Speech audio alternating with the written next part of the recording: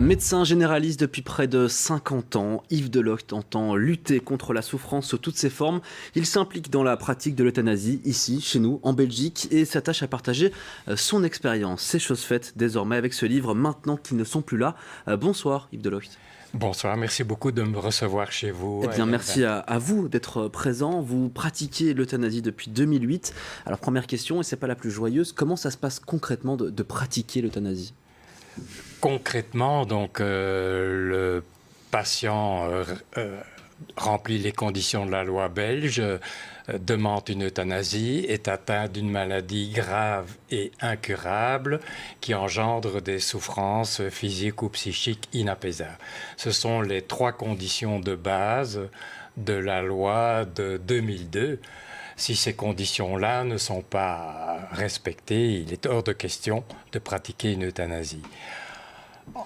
En pratique, donc, je vois le patient plusieurs fois, si c'est possible, dans mon cabinet ou chez lui, ou à l'hôpital, ou par mail maintenant, si ce sont des patients qui viennent de l'étranger. Le dossier est en ordre, je ne suis évidemment pas le seul à décider.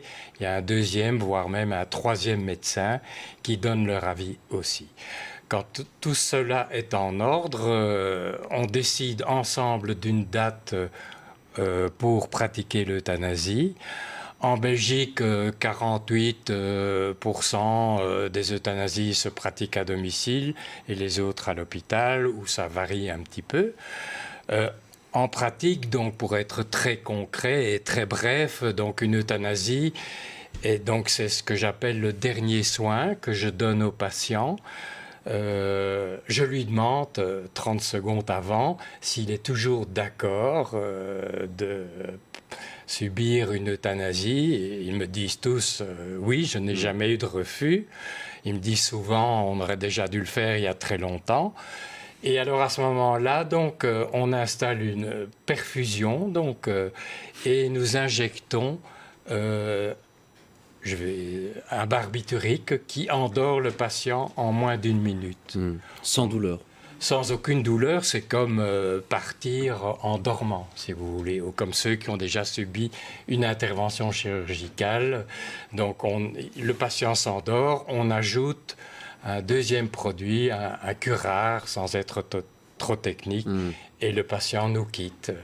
Il nous quitte en souriant, c'est la famille et même le médecin qui est très ému, évidemment. Avant de parler évidemment de ce livre qu'on voit à l'écran avec la couverture qui là, donne la parole aux accompagnants, non pas aux patients, à la différence de votre livre peut-être précédent.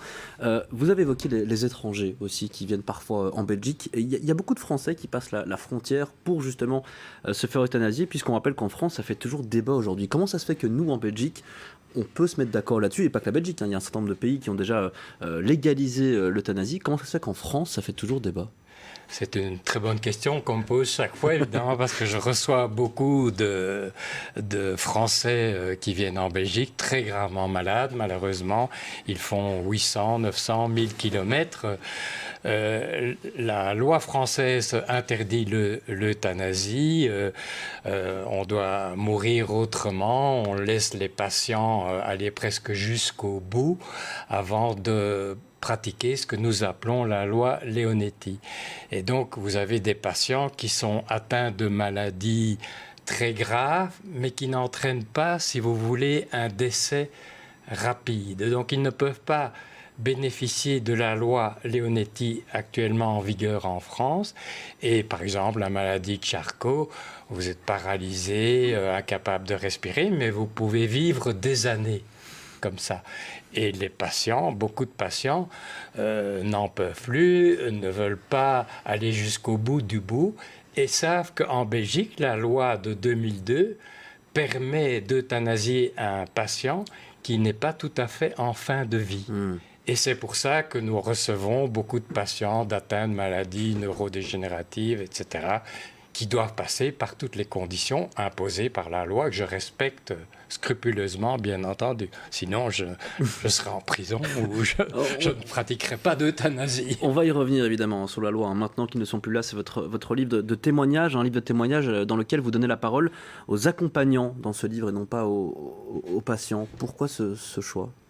J'ai fait un premier livre où je parlais surtout de mes impressions, mais je trouve que les accompagnants, c'est mon expérience depuis plus d'une dizaine d'années, sont souvent mis au second plan, alors que pour moi, par expérience, ils sont en première ligne. Plus souvent concernés finalement, Beaucoup parce plus que c'est eux souvent, qui vont ils continuer. sont, voilà, ceux qui ont vécu ça, je pense, me donneront raison. Ils sont au chevet du patient malade, jour et nuit. Et j'ai trouvé que c'était très important. Et les circonstances dans lesquelles se passait cette fin de vie étaient très importantes. Si on pouvait...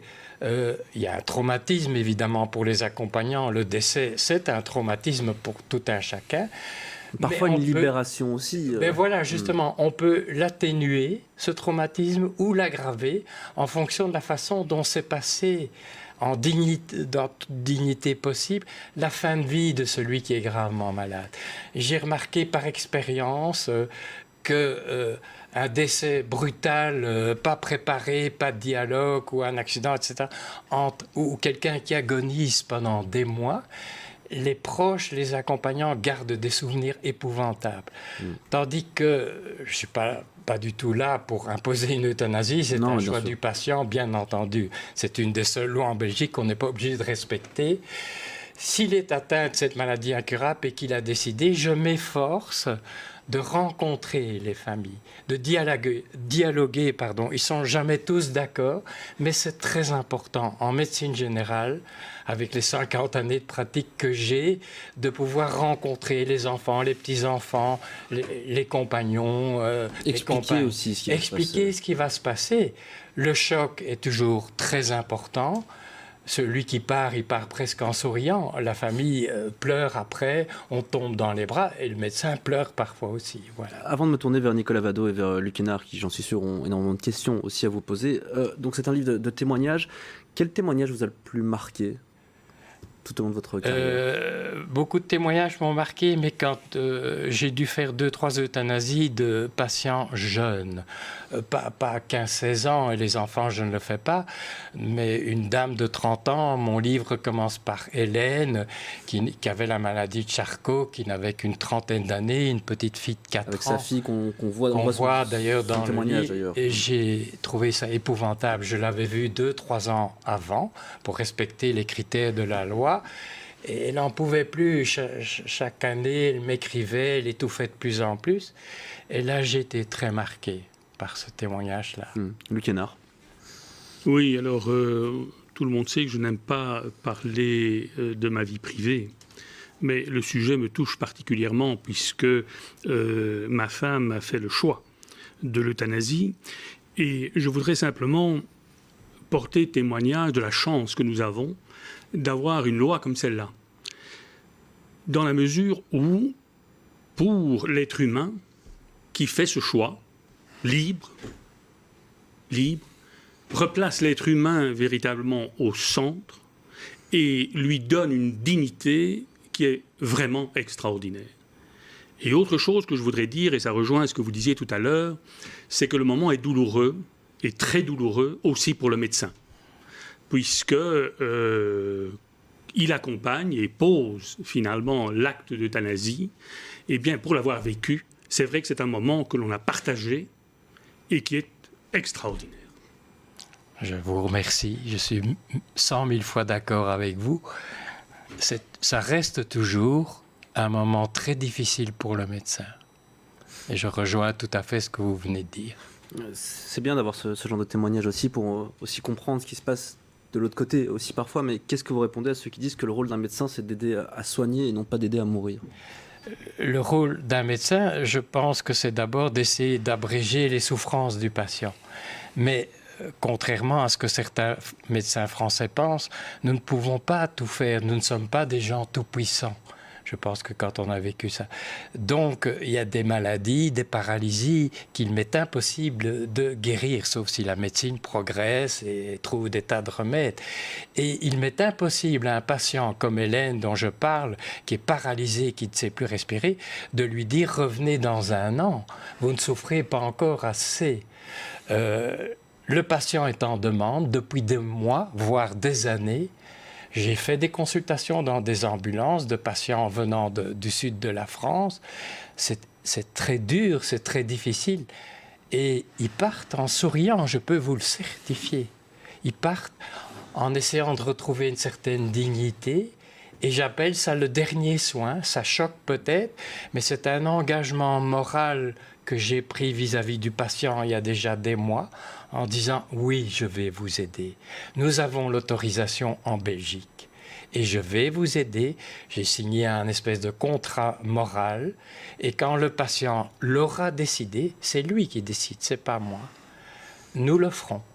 Vous parlez vous parlez du choix du patient, mais est-ce que c'est déjà arrivé de voir une famille parfois se déchirer avec, imaginons, le fils qui dit non et la fille qui dit oui? Oui, ça arrive. Qu'est-ce qui se passe à ce moment-là? Oui, ça arrive. Alors j'essaye, ça prend du temps.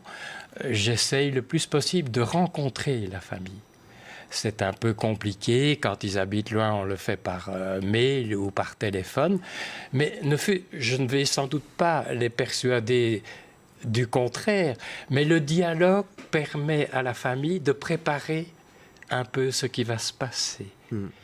Ils vont peut-être jamais approuver l'euthanasie, mais il y a un dialogue qui se crée avec le médecin et surtout avec celui ou celle qui va nous quitter. Et parfois, ça les rapproche, ça permet de crever des abcès, des conflits familiaux. Et c'est pour ça que j'ai écrit ce second livre. Je suis étonné, c'est les témoignages des familles après.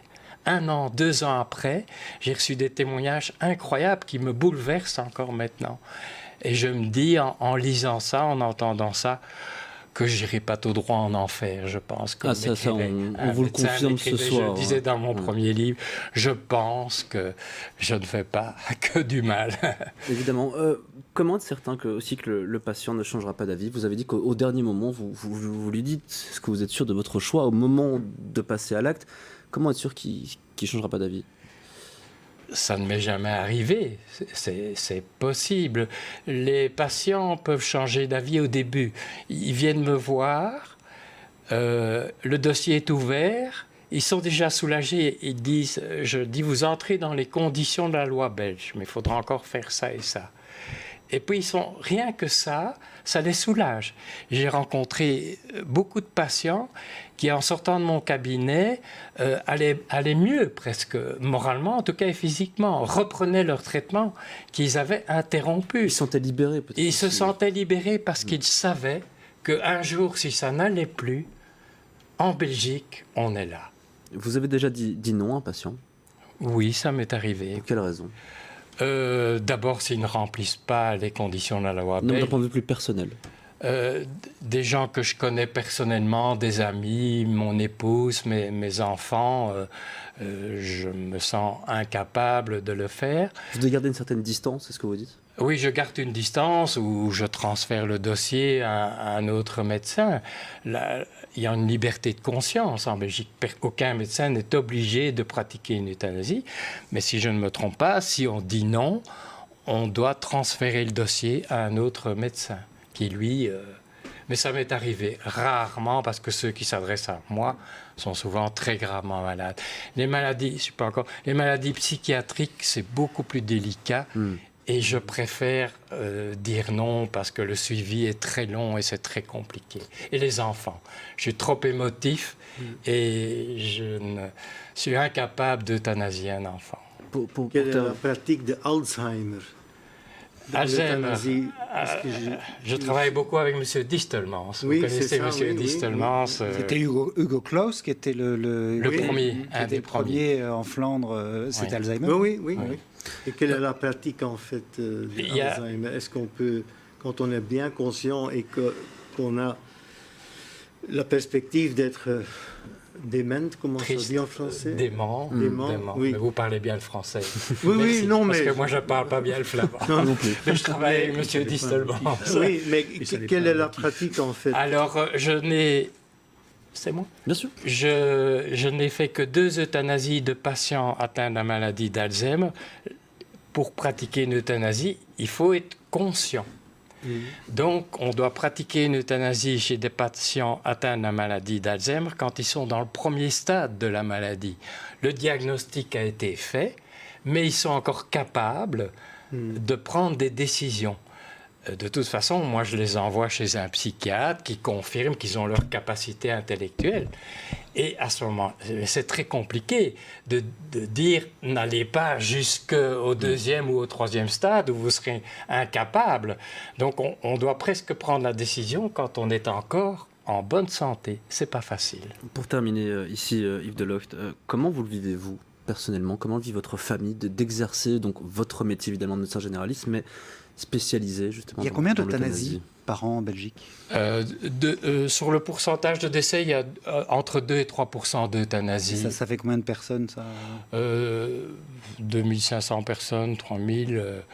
une cinquantaine d'étrangers, mais dans les protocoles qu'on remplit après, on n'est pas obligé de donner la nationalité des patients. Le pourcentage augmente un petit peu, mais pas tellement. Et sur votre sentiment à vous, comment vous le vivez? C'est pas facile. C'est pas facile. On ne s'habitue jamais à ça. Je roule un peu, je vais jusqu'à la côte belge, jusqu'à la mer. J'ai une épouse, j'ai une famille. Quand je rentre, je lui en parle, elle entend toujours les mêmes choses. Ça fait du bien de parler. Mais c'est difficile, je n'accepte pas plus qu'une euthanasie par mois. Et j'ai déjà un certain âge, donc il est possible que bientôt j'arrête. Mais quand on a pris un engagement moral vis-à-vis de patients gravement malades, le jour où ils le demandent. Mais je ne prends plus trop de nouveaux patients parce que j'ai un certain âge. Merci Yves Delocht, en tout cas, d'être venu ici partager votre expérience. Je rappelle votre livre, Maintenant qu'ils ne sont plus là, aux éditions évidemment Care. Merci beaucoup Yves Delocht. On va se quitter une dernière fois. Le temps pour Laetitia Mbaka de s'installer pour sa pause éloquente. Restez bien avec nous.